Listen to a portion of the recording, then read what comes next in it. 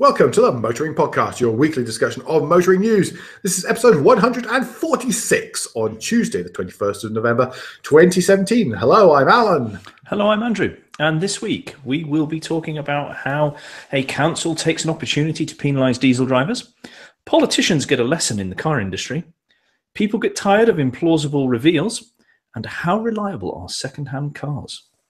But first of all, we will go to some follow-up.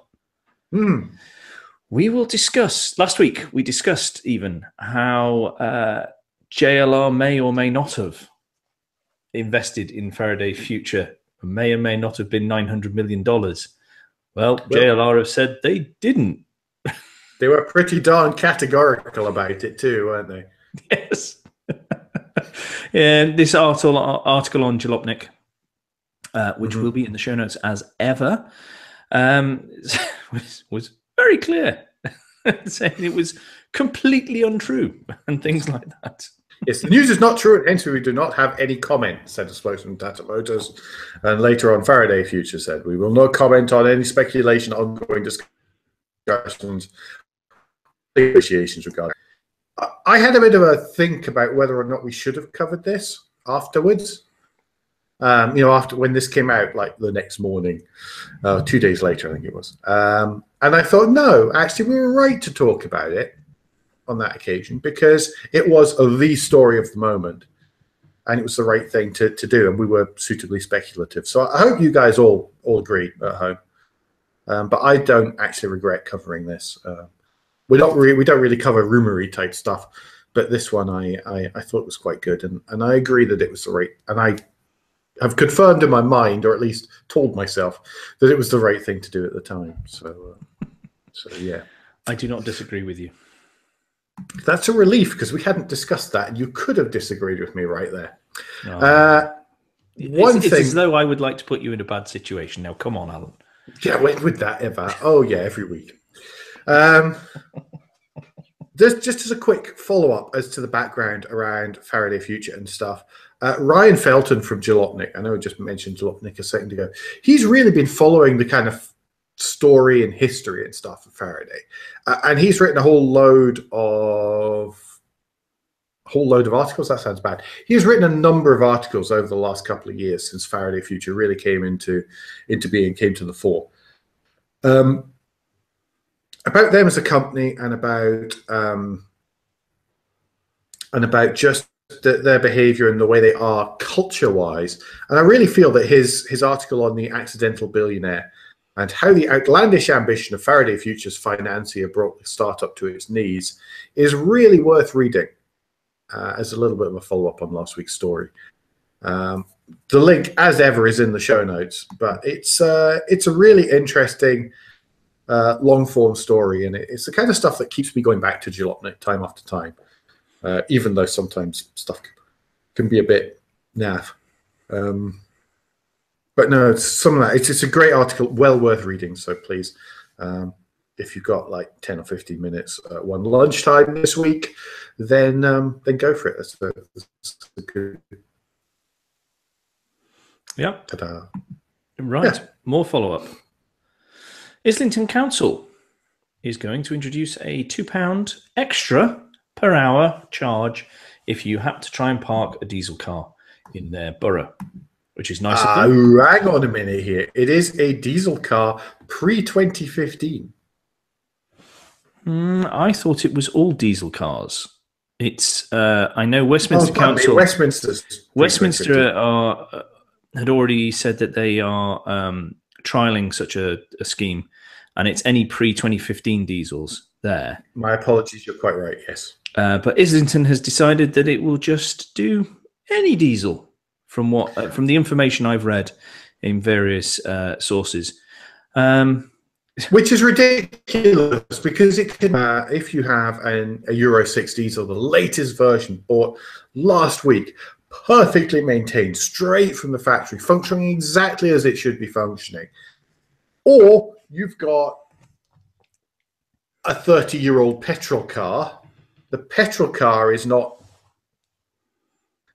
subject to this punishment, even though by pretty much any standard, it will be more polluting, be it particulates, nitrogen oxides, carbon dioxide, blah, blah, blah, blah, blah, blah, blah.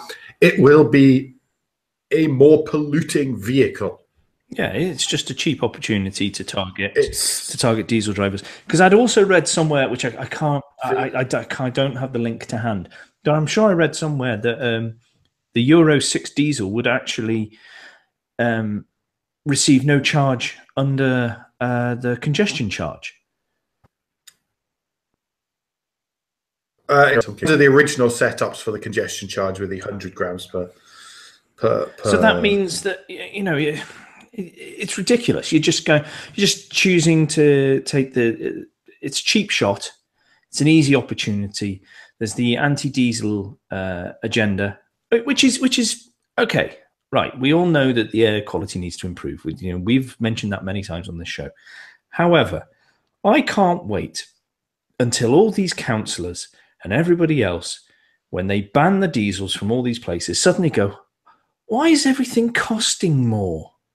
Well, tell me about it. I mean, we're going to talk. I can't wait for that to happen, and then for them to scream and say that companies are trying to rip off people. They're not being realistic. Well, yeah, if you keep adding charges to people and to businesses and people who work in businesses, then where's that cost going to come from? It's not going to be off the business's bottom line.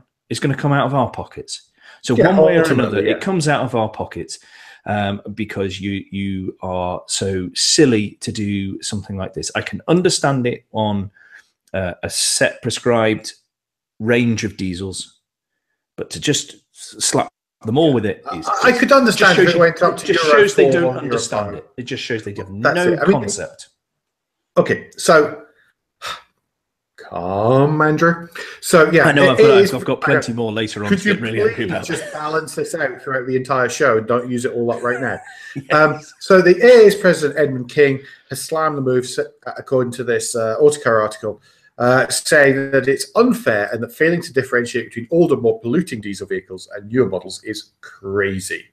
Goes on to say that many modern diesels are cleaner than older petrol models, be far more effective to target the 10% of gross polluters that cause 50% of these problems. These gross polluters are, and this is where he jumps on my bandwagon, often older buses, taxis, and trucks. This is a diesel demonization tax that should be scrapped. Wonderful piece of alliteration there. Diesel demonization. Wonderful stuff. Yep. Yeah, it's just taxing poor people. It's Islington. Let's not be too surprised, really. And they're outside the congestion charge as well, you see. Oh, dear. Poor them. Poor them. Yes. Right, let's move on to new news. Oh, new news. Right. Well, talking of idiot politicians. Actually, I believe with me, actually, the wording is idiot career politicians. Okay. Right. And by the way, this is as ever with me, this is non-party specific. No, all right. We're happy to spread this on all of them. This is the whole darn lot. Almost used the naughty word. Good work. I'd noticed your restraint. Yes, you noticed me. The letter B was forming on my lips before I stopped. I mean, Brexit. I don't even really want to speak about it, to be honest. Andrew put this story into the running order despite me being lumbered with starting it. I mean, it's got so bad. Aston Martin is saying we're probably going to end up stopping production. Was because I think this was one of the clearest examples to the public to explain what Brexit will actually mean to the car industry. Oh, yeah. As an example to other industries out there, with a industry that imports and exports parts, components, and whole cars in and out. Mm-hmm. That Brexit will have a massive impact on this, no matter what, whether it's hard, soft, medium rare, whatever. Who knows what combination they decide they're going to come up with in the end. Yeah. Yes. But it is. I mean, this is ongoing, and this is causing some serious issues, really, about about vehicle certification. All of a sudden, vehicles which are certified in the UK may not be certified in the EU. So all of a sudden, that's another huge hurdle, particularly for our specialist manufacturers. Companies, by specialist, I'm including stuff like Aston Martin in that because that's a focus of the story. Morgan, any of these companies which get stuff done in the UK, and that covers the whole of Europe. Absolutely the whole of Europe. Just bringing things in and out. Oh, it's just horrible, really.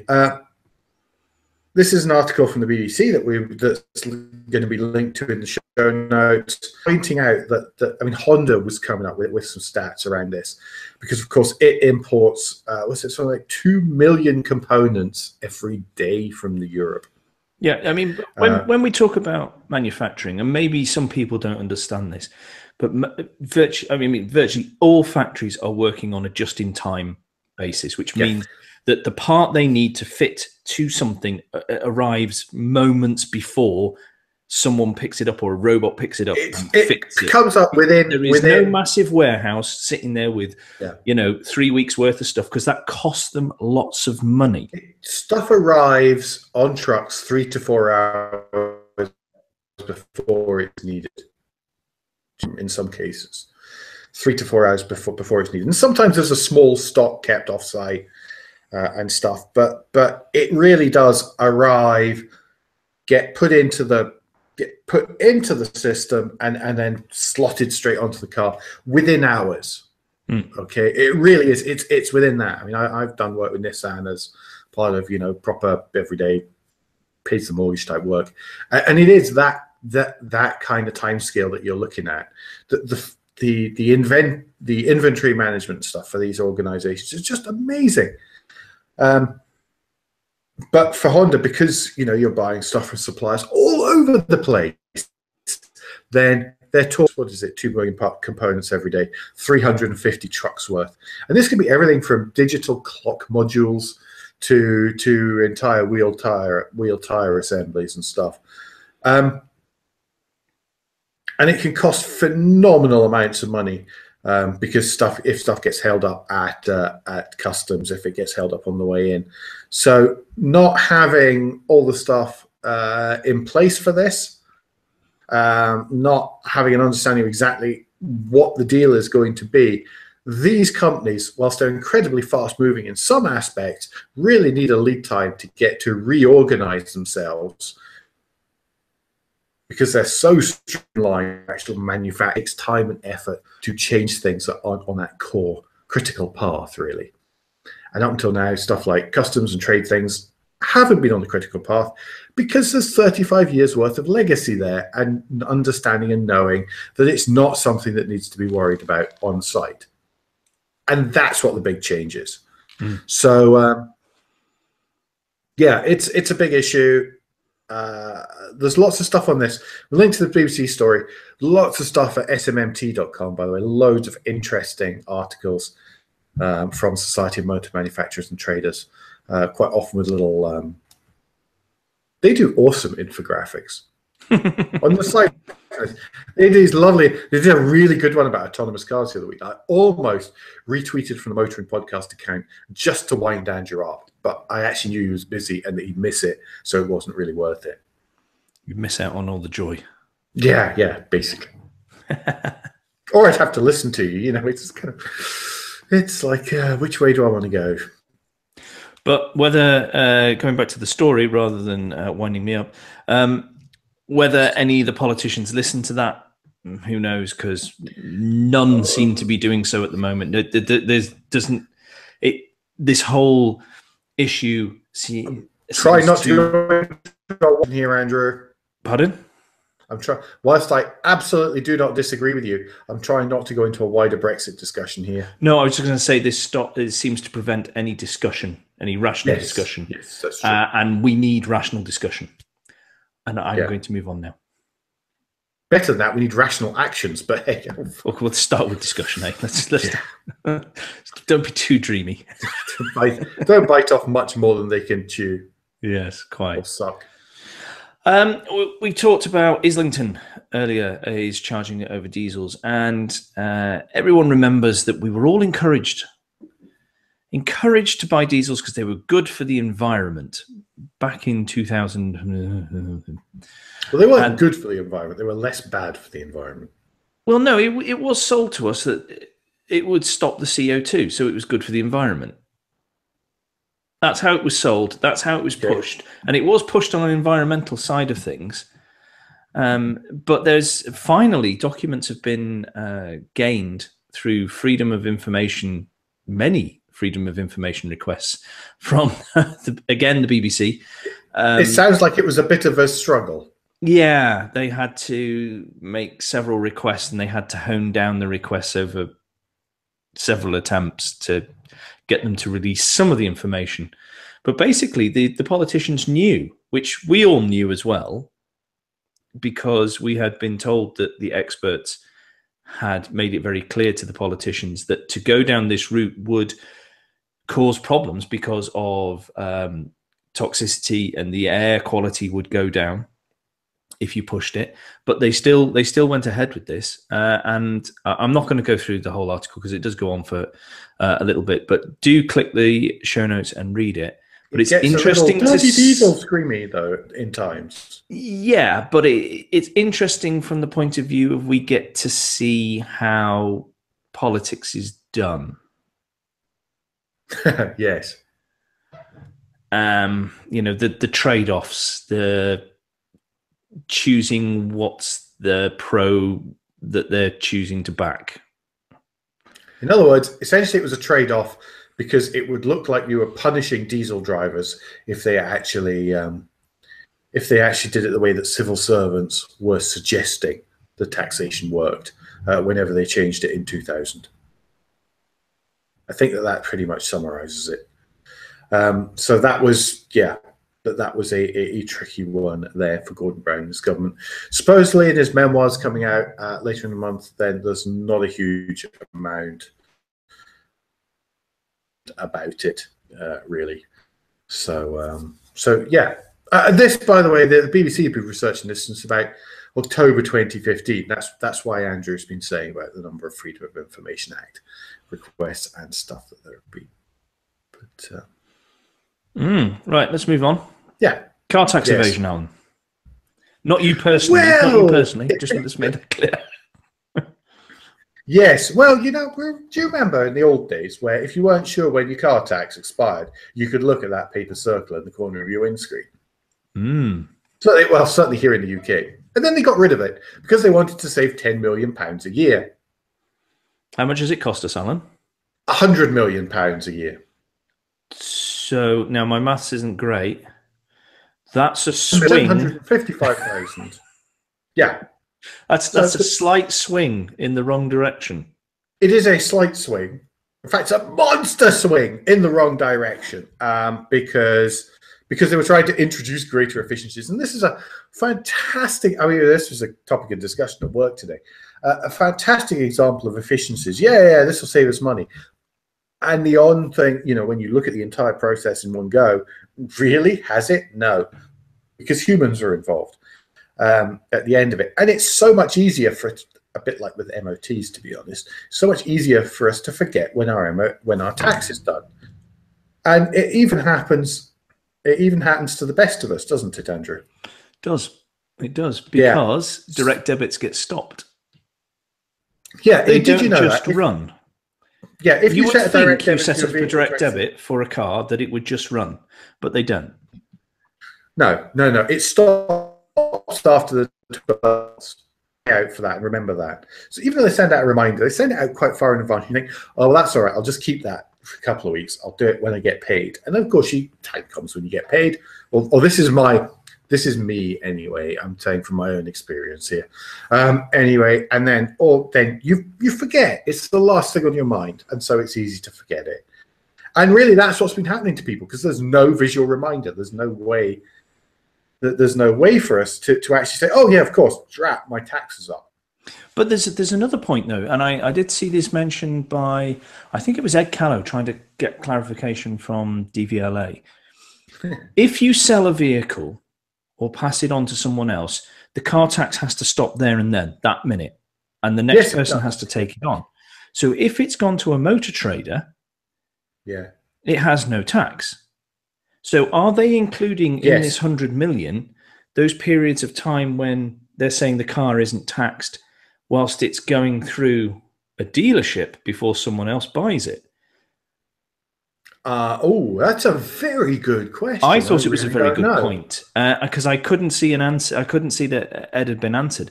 Now, if this is the case, this is a flaw in the system of stopping. You know, that is going to be an expected loss. Well, therefore, that is not necessarily due to it being digital. That is more down to, as soon as you get rid, you stop paying and someone else picks it up. I'm not sure necessarily that's digital. Completely, I don't know, because previously the first thing that motor traders did was trade in your tax disc, and store in your vehicle and get the rest. Ding! I was doing so well. I'd get the rest of the money back from there as well. So I mean that you must have happened. Yeah, but because it's a paper-based system, it takes longer. So maybe in that time, the loss isn't as big because, you know, it takes a couple of weeks for that to go through the system. By that time, maybe the dealer has shifted it on, and then it's, you know, the retax has already happened. So therefore, there doesn't look like there's a gap in the overall life of the car. Whereas with this digital one, it's very hard points, and there's no blending can happen. No. In all honesty, when I bought the Yaris 2 years ago, just after they introduced this, and I didn't realize that was the case. It took about a month and a half before I realized. So that could be happening. And on social media, you see so many of the police ones where they've pulled someone and said, we've taken the car because they've just bought the car, but didn't realize they needed to get the tax there and then before they could drive it. Yeah, and the public just doesn't understand it. No, honestly, for most of those, it's mainly insurance that has led them to it. But yeah, it's been so bad. I think the root of all this has been so badly communicated. Yeah, complex. Which is a shame, because going on to their website, it's easy to use their website. It is written well in plain English. DVLA website. That team has not been the one that's been involved in the rest of communications. So yes, well, that's it, and it's worth mentioning, folks. I'm sure you all, if you listen to this, you must know the gov.uk website and the DVLA section of it around vehicle licensing and driver licensing is an excellent resource, by the way. Really, really good. And even if you phone up the DVLA these days, once you eventually get through to a person, they're always absolutely delightful. They're really helpful as much as they can be. The trouble is, of course, getting through to them in the first place. But the driver licensing part of the gov.uk website is really, really very good for those of us in the UK.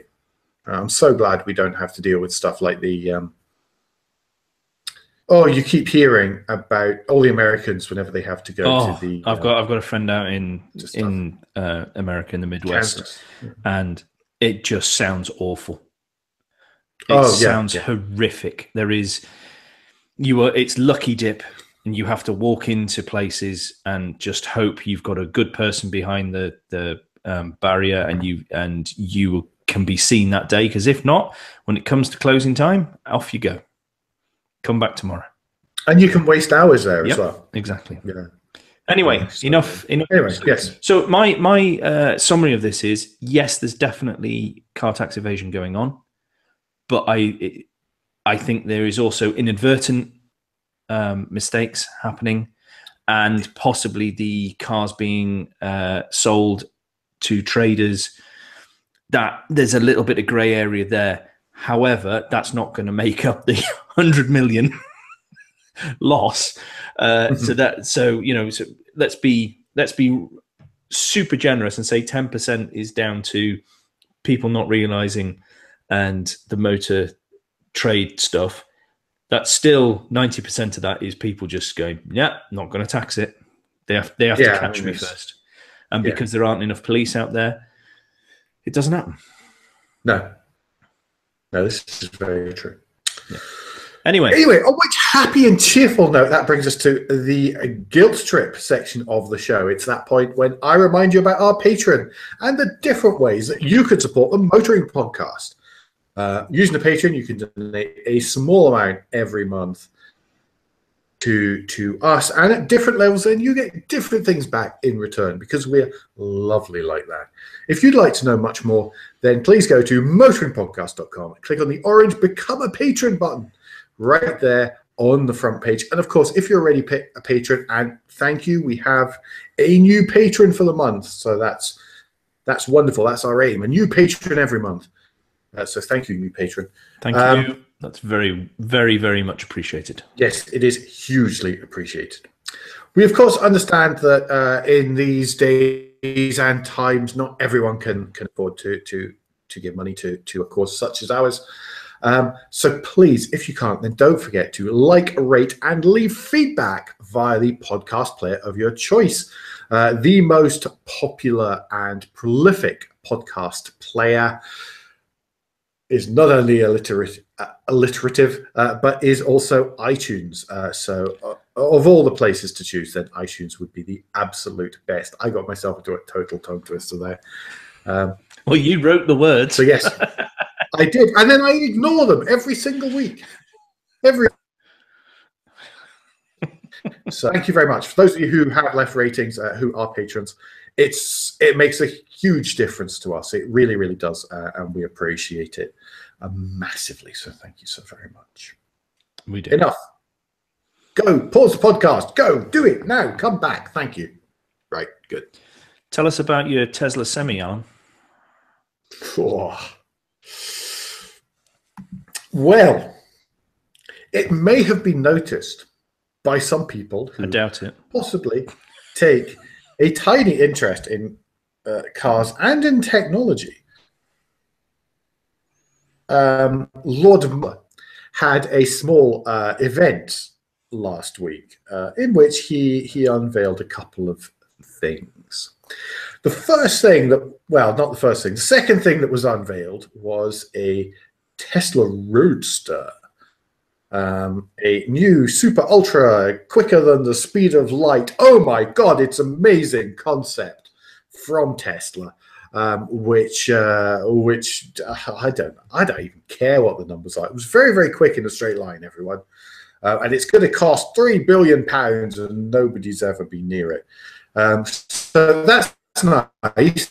That's lovely. Come on, Elon, mate, old buddy, old pal. Just get on with making the cars you've already promised, would you? But the second thing second thing I'm going to talk about, first thing he unveiled, was the Tesla Semi, which just doesn't work on this side of the Atlantic, does you have it? to pronounce Semi. It, It's a semi. if you're American. It's a Tesla tractor unit. For those of us in the UK, don't have anything to do with trucks. So it's a tractor unit. It's the front part of an articulated lorry. Ta-da! And yeah, he unveiled this thing for a single person, and it's got lots of screens, and it's got really there was a second seat. What was there? It was all the way back over there, really back far behind them, sort of off over a shoulder. We want a double sleeper cab. We want room for a driver and we want room for a passenger. We want a double sleeper cab. He'd revealed they revealed a day cab, so it wasn't a sleeper one or anything like that. This was just a day cab. It's, to be honest, here in Europe, it's flaming irrelevant because US trucks and European trucks are so far apart in terms of concept development. In the regulations that they have to conform with, that, to be honest, it's actually irrelevant to us here in the UK or here in Europe in total. We all have cab over trucks because we have maximum lengths that we need to go to. We have maximum weight limits, which are held far more tightly, despite the fact that in actual fact a European truck can carry significantly more in terms of mass than an American truck has. And he wheeled out all sorts of numbers, including a 0 to 60 time. I'm really sorry. I don't care about the 0 to 60 times of my truck. What I want. No one who drives a truck cares about a 0 to 60 time.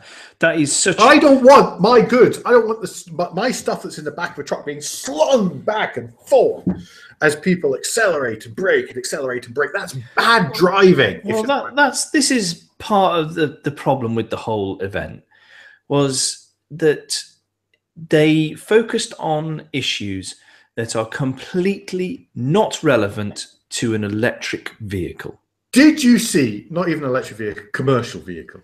Did you see? No, I'm talking about the Roadster as well. Oh, yeah, that too. His stuff was brilliant. Range, great. Does it charge in 20 seconds? Brilliant. But I don't really care. You know, I want to go for a pee and everything anyway, because I'm old. But you know, on the truck front, again, there's just so much stuff here. I mean, they focused on the drag coefficient. So this was what I was thinking about in the car the other morning. So you're just going to have to hear me out on this one, Andrew, and on the rest of you. They focused on the drag coefficient, and there was one blogger that commented that really the drag coefficient of this Tesla semi truck was so much better than the drag coefficient of what is it? Was it a Bugatti Chiron or a Bugatti? Yes, the Bugatti Chiron. A Chiron. So obviously the designs of the Chiron weren't really trying. Stability is the enemy of the drag coefficient. Long, skinny thing like a truck with let's say a refrigerator trailer or a curtain sider on the back of it, then of course it's going to have less drag because it's longer. What's far harder is stability, and stability is what's really important when you're doing 230 miles an hour in a Chiron. You want to be stuck to the road, and so you don't really care if the drag coefficient is a little bit higher. In a truck, again, what's not actually drag coefficient isn't so important. It's stability against crosswinds that's important, because you really want the thing not to darn well fall over. Pressing and expensive. It's just all sorts. But this is a problem that we have, and we are seeing more and more with the advancements of technology, whether it's electrification or whether it's connectedness or whether it's allegedly autonomous or driver assistance and stuff like this, is it's moving beyond the realms of the majority of those talking about it, whether it's on video or on podcasts or writing about it or in magazines about it. It's going beyond their understanding. So therefore, we're all having to rely to a certain degree on the information being given out by the manufacturers, by the people revealing this technology and all the rest of it. And if we are not able to sit there and think about this in a manner that goes, actually, is that possible? Is that reliable? Why is that information being given to us? What does that mean? Is that relevant? Is it not relevant? Or if you're giving, as you just said there, that drag coefficient, that is not good. Who cares about that? Because what we want is stability. I forgot the other part of that. And you see, I'll let you go in a minute, but we've got to get better at analyzing this information. And the whole rush to get information out on the internet and be the first does not help that. Well, I don't know that it's going to make any difference in this particular case, Andrew. Drag coefficient from Audi 100s of the early 1980s, boasting low drag coefficient. Drag coefficient means nothing without the what's actually important is CDA. So, do you want a quick lesson in drag coefficient? Oh, please. Okay. We are the nerdiest podcast of talking about cars in the world ever. So, the drag coefficient. What it actually means is it compares how easily something slips through the air compared to a one. Now, let me get this right. And I'm sure I'll make a mistake in this. Please correct me, guys, and we'll sort it out next week, okay? Yeah, please correct my belief. Yeah, correct me. Yeah. So my belief is that the drag coefficient, how easily it slips through the air in proportion compared to a disc of infinite thinness of 1 square meter in area, I think, being pushed through air, which is coming at it absolutely parallel at all times. Okay, but a CD. So hence we see the pictures in a wind tunnel, and then somebody puts up a CD. A CD number, yeah. Coefficient of drag. That's what it's coefficient of drag. That's what CD is. Yeah. So you've got that, and that's brilliant. However, that is comparing it, assuming that the entire kind of frontal silhouette area of whatever it is that has that CD square meter in area. So what's actually important isn't the CD number, it's the coefficient of drag. It's the coefficient of drag multiplied by the area of the front of whatever the heck it is that you're comparing. So if we take our Chiron versus Tesla Semi, the Chiron has a frontal area of approximately, I would say, about 1/6 of that of the Tesla Semi going there. So in actual fact, the drag on something is on the Semi compared to the Chiron is going to be about 6 times whatever the coefficient is, greater than that of the Chiron. So actually, coefficient of drag, it only matters if everything had exactly the same frontal area, and really because the frontal areas are different, then that actually gives you a real life of how aerodynamic something is, depending on how big the front is. Did that make sense? Or was yes, that no, I got that. rubbish? Even I got that. Cool. Whew. That was a drive to Heathrow thinking about that, guys. That's where. And he didn't crash. So yeah, it was really important. So I was sitting there thinking about stuff, and I was thinking, no, what's really important is the CDA. So it's great giving out this coefficient, but the coefficient means nothing without the area to compare it to. So you can say that people aren't trying hard enough, but actually they're making smaller vehicles. So yeah, overall. Well, there's a good article that digs deeper into the Tesla smelly, and it's written from the perspective of somebody who's actually driven an American lorry recently. So had a few questions and points that, not convinced that this is a viable thing. Also, I will put this in the show notes. The latest edition of Autonocast, which came out this morning, I think, in the UK, must have been overnight. Yeah. I haven't listened to it yet. That's my is all about the ridiculous smoke and mirrors event that was put on to try and hope everyone forgets that they aren't capable of making Model 3s at the moment like they promised they would. Oh, you unbeliever, Andrew. Burn at the stake. Burn. If you look in the last couple of days, there's many more joining the unbelievers and being very vocal about joining the unbelievers, actually. And this is an interesting point. Is this a tipping point for Tesla that people have cottoned on to? There's bad news, so we'll throw out some good news to try and deflect from it. Throw out some news. Let's see next quarter, because somebody said, oh, they haven't unveiled the Tesla motorcycle yet. And I made a quick gag on Twitter saying, no, that's next quarter.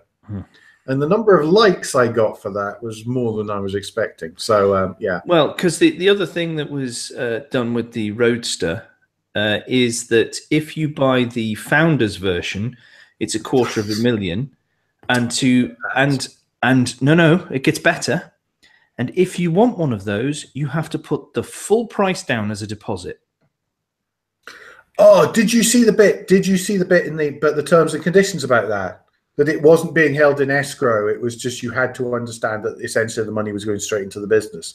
It was a completely different setup from the Model 3 deposits. Because probably people were asking the question. Yeah, so it was quite what really did, and it comes back to my massive frustration with Tesla. It could be a great company. It has done some good things for the motor industry, and it has done some good things, such as it has helped people think there is possibly a way that this could be done that hasn't been following the legacy manufacturers. Yeah. It has helped raise the profile of electric cars in the public's opinion. But the practices of the business and the chappie in charge at the top are in danger of doing more damage now to that company than good. And they are, and I am so worried for them, because I would like, much as I mock them and I knock Tesla, I want Tesla to be here, because I think if they do it properly, if they acted like grown-ups about these things, they could make some great products that would wow us all. But they don't. Not right now, they don't. Yeah, it's worth mentioning we are totally on board. We really support success. Absolutely love what they said they were going to be doing 3 years ago. We just need to see some more of that, and we need to actually understand that is still their prime business. Because what they've done and what the steps that they have helped people make towards the acceptance of electric vehicles is absolutely humongous. But right at the minute, the rest of the world is trampling all over them when it comes to delivering on those promises, and that's what's missing. But mate, time is marching on, and we've spent quite much longer on this than we were really meant to. Okay, so well, I'll be quick on this one. I'll be quick on the next one, just for my own heart levels. But Volvo is going to supply 24,000 base vehicles with autonomous driving capability, if I'm remembering correctly exactly what their press release said, to Uber. Now, it's very interesting wording, isn't it? You may have seen this as Volvo is supplying self-driving cars to Uber. No, they're not. You may have read this as that there's going to be self-driving cars driven by Uber straight away from 2019 to 2021, I think it is. Or something about driverless taxis? Yep, as well. No, it's not. Can we all just... This is our seemingly weekly appeal to everyone. Just calm down a little bit. Calm down the rhetoric a little smidgen. Let's just report on the facts. Now, what I haven't been able to establish is, because we know that Volvo and Uber do have a relationship now. There is investment and all sorts of interaction and all this sort of stuff has been going on. I can't work out whether these 24,000 XC90s are part of the original deal and was always going to be the case, but is another press release down the line to say, no, we're still committed with them, we're still doing things. Just quick, whether this is a brand new thing. Right. Uber Partnerships Chief Jeff Miller has quoted in this Autocar article as saying, this new agreement puts us on a path towards mass-produced self-driving vehicles at scale. So this is on top of what they'd already... So this is on top of the original agreement. Yeah. Fine. And this is only a framework agreement as well. So this isn't in stone, this isn't definite, this is just a framework agreement. Mm-hmm. So no purchase order has been raised. As someone pointed out on Twitter when I was discussing this, no purchase order has been raised over this. No. So this is an intention to probably do this. Yeah, but it's pretty firm intention. But you've got to. Well, I would like to believe that Volvo do follow through on these sort of things, and they wouldn't allow such a statement to come out. They're not trying to be a startup and do, oh, look, all the bells and whistles, look at all the fanfare, and then quietly hope everyone forgets what they've said. Yeah, the thing that I always find interesting about this is that Volvo is a brand that I feel is incredibly trustworthy, and Uber is a brand which I don't necessarily feel is as trustworthy in myself. And so I find this a very, very strange partnership from that point of view. I'm very confused. Personal perception there. Yeah. Personal perception. So something to say. Well, I share it with you. Can I, because I've been practicing my Swedish today, Volvo boss is called Håkan Samuelsson. There you go. Well done. Yeah. And you didn't put on a stupid accent, so great. Well done. No, I still can't pronounce Jobantåget yet properly, but that's Norwegian, so that's different. Okay, moving on. Talking of autonomous, or maybe driver assistance, or I don't know. What is it now, Alan? I don't know either, but it's vehicles that may or may not be able to have a feeling possibly for their surroundings might or might not appear on UK roads.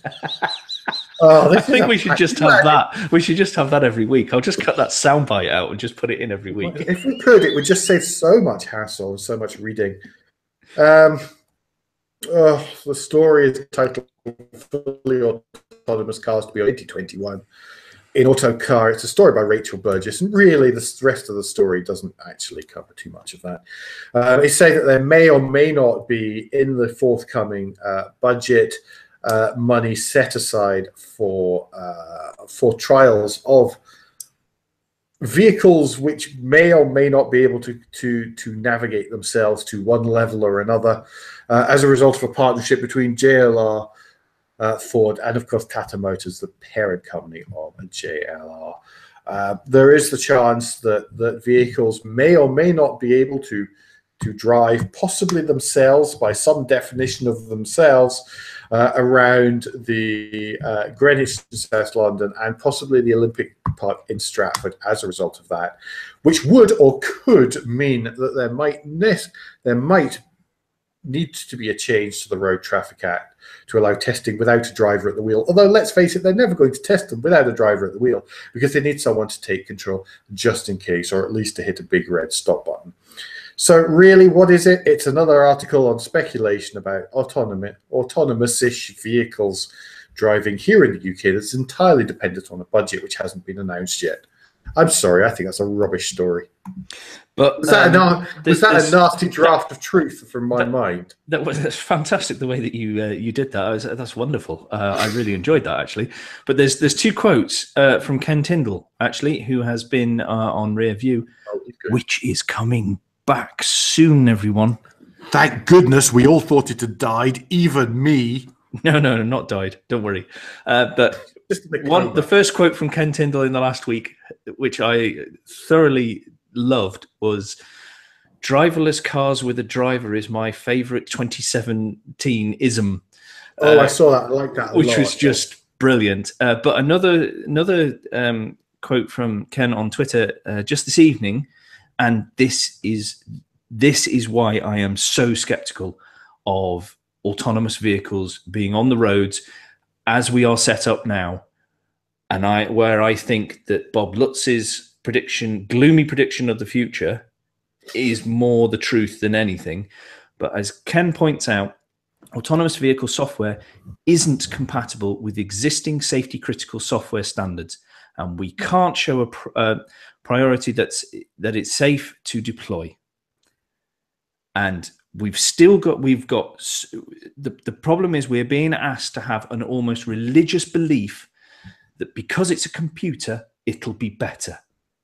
Microsoft Outlook crashed on me today. Well, if I can get Excel to work every time I open it on this damn laptop, that's a miracle. Yeah, it doesn't work.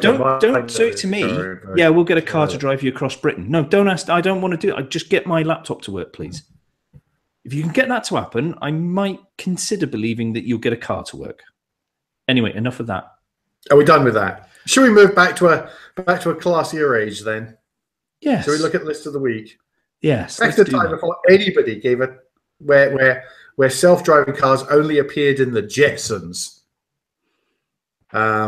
Then yes, that's when the vehicles on list of the week this week were originally concepts, and this list really comes from a blog by Graham Easton of The Great Escape Cars, and he's pointing out the favourite classic hire cars of 2017, at least as far as Great Escapes are concerned. And I know this is all going to sound like a bit of a puff piece for Great Escapes, but I'm quite happy to do that. Because I think they're an excellent company that do it in an excellent way, and they are trying to spread or allow as many people as possible. Turn into an advert, mate. Well, no, allowing as many people as possible. Yeah, we'll send them a bill later. Allowing as many people as possible to enjoy older cars that they wouldn't normally be able to get hold of. This is very true. Very true.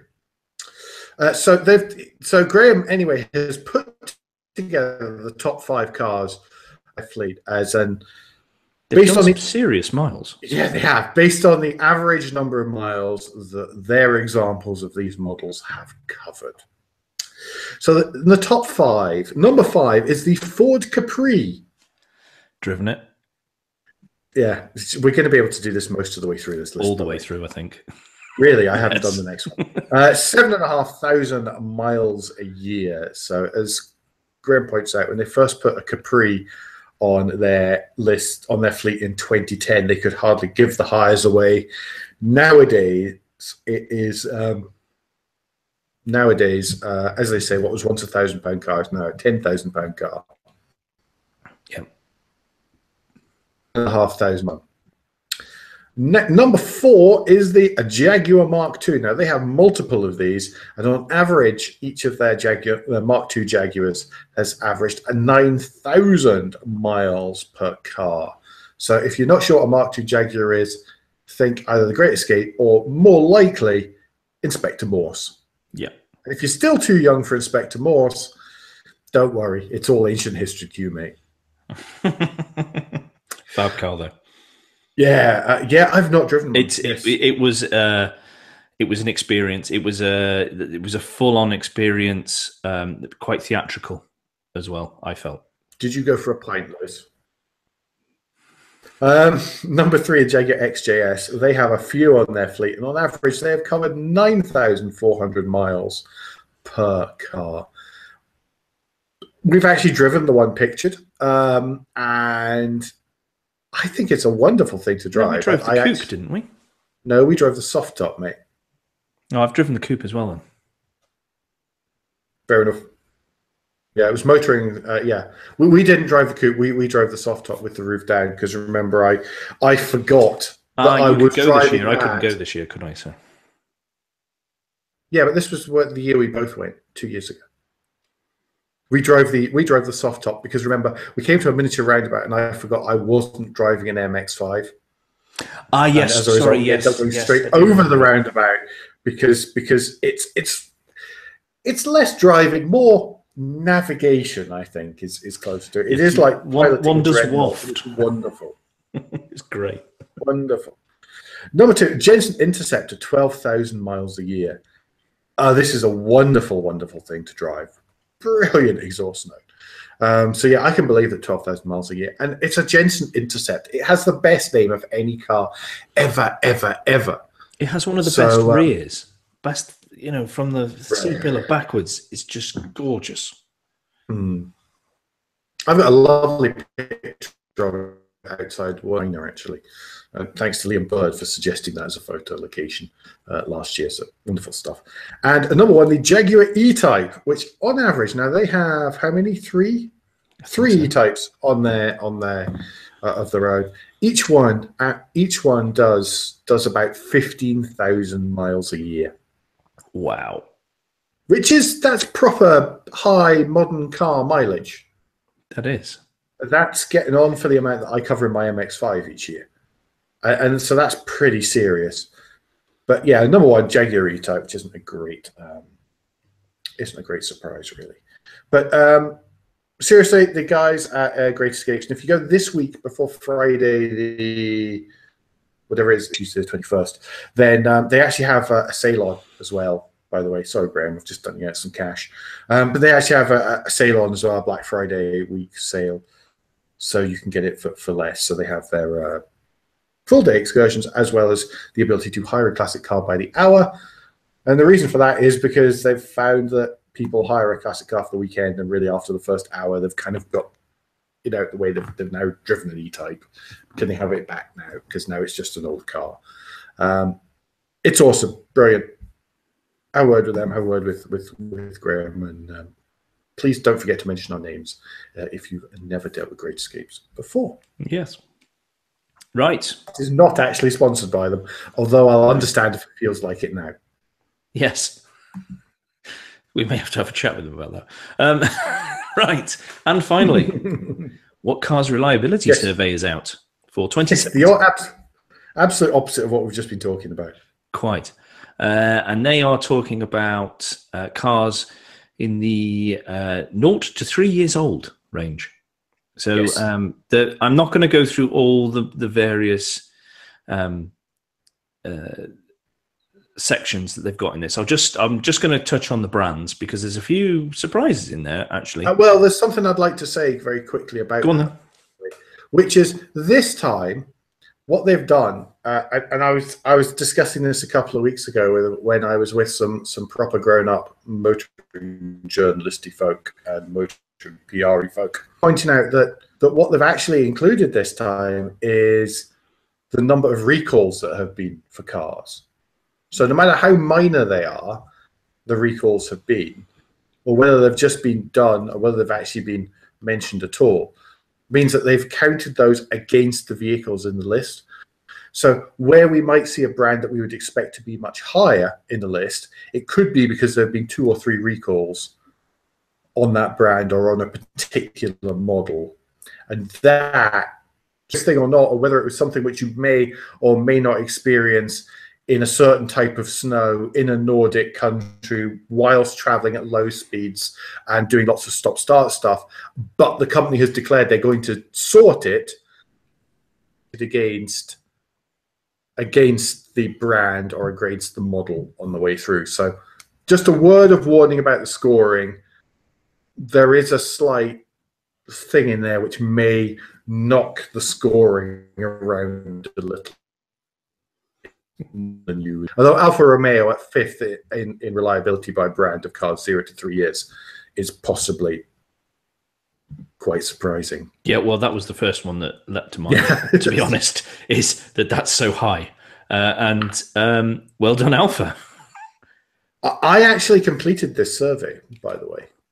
Oh, so you're the reason Mazda's only 16. Yeah, I actually think that there is a flaw with some of these. I mean, Lexus was first, 92.1%. Toyota, Mitsubishi second, 90.8%. And Toyota 0.6%. But this isn't list of the week, so we're not going through all of them. But one of them is, I think that maybe there's some brands that people are more accepting of with minor issues than others, and as a result, if there is the tiniest rattle in your Subaru, you're more likely to mention it than if there is the tiniest rattle in, say, your Italian brand that won't be specified, because you kind of expect it because you bought that Italian brand and that might not be. That's emphasis on my part, and absolutely in no way, shape, or form based on real life or any kind of metrics. Just saying. Okay. Well, down the bottom end, at the bottom was Jeep with a score of only 42.1%, considering the winner had 92.1%.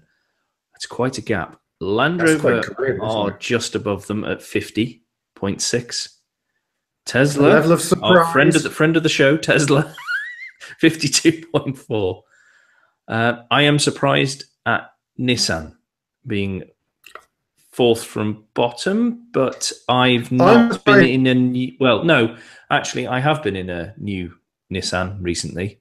You have, haven't you? Which I have to write. Test vehicle. I have to write up after Alan edits it from my comments because it needs smoothing out, I think. Yes. But what surprised me is that Renault is at 20th there, because there is an awful lot of part sharing between Nissan and Renault. Yeah. Although Nissan might not really, want us to say that too loudly. Yeah, most of a Duke is really a Clio. So yeah, but I'm quite surprised. But again, I think that falls into my category of you buy a Nissan, you don't expect there to be a tiny trim rattle. Whereas you buy, scrolls up a little bit, possibly. You buy a Dacia, to take a hypothetical example, then maybe a trim rattle or two, well, it was cheap. Yeah. What do you expect? It was cheap. So I think there's a certain amount of expectation in there as well. And of course, it could well be that Nissan have declared a number of recalls for small things. As maybe another brand might not have, similar to the ones that have already been mentioned, possibly French. There you go. Run through the list and then run through the rest of the article because they go on about city cars, small cars, family cars, MPVs, boo, small SUVs, large SUVs, executive cars, luxury cars, coupes and convertibles, and electric vehicles. We love an electric vehicle. What's top in electric vehicles? Come on. Okay, let's have a look. I'm going to say the Leaf. I don't think so, clinked on because the other one's running link. far. So have I. It's taken a while. It is. Possibly because I'm running video. Yes. Is it Leaf? I win. Well done, that man. 93.9. Leaf, i3, Zoe, and Tesla Model S.